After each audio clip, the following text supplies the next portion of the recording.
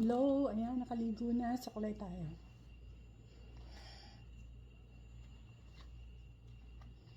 Ayan. And magpa-perfume tayo. Ang scent of the day natin is Arab perfume ng Swiss Arabian. Itong Shagab Oud Ahmar. Ibig sabihin ng Ahmar is red. And fruity siya. Lalagay ko na lang dyan yung top note niya. Mag-spray muna tayo ng konti sa buhok. Yan, mga dalawa.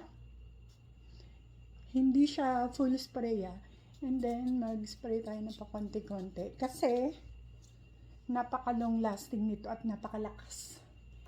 Panigurado, ngayon is 12 PM na dito.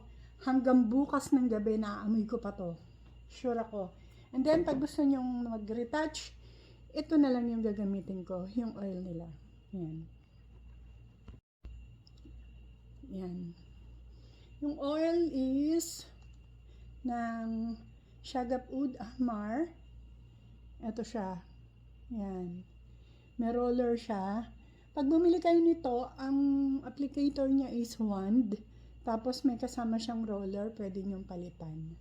Yan. And then dito, yan. Konti lang. Tignan nyo yung lagay ko. Ayan lang. Parang wala. O yan, ganun lang. Tapos yan, hanggang dito na yan. Sobrang bagsik. So, ayan siya.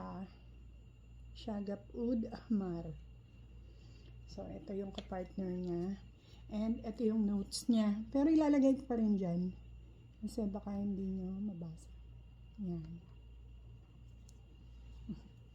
Ang bango! Grabe!